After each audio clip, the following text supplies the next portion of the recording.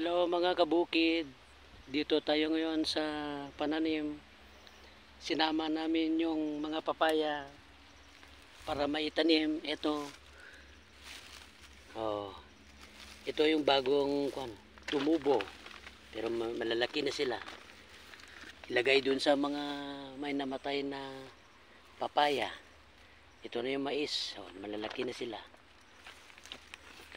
Yan.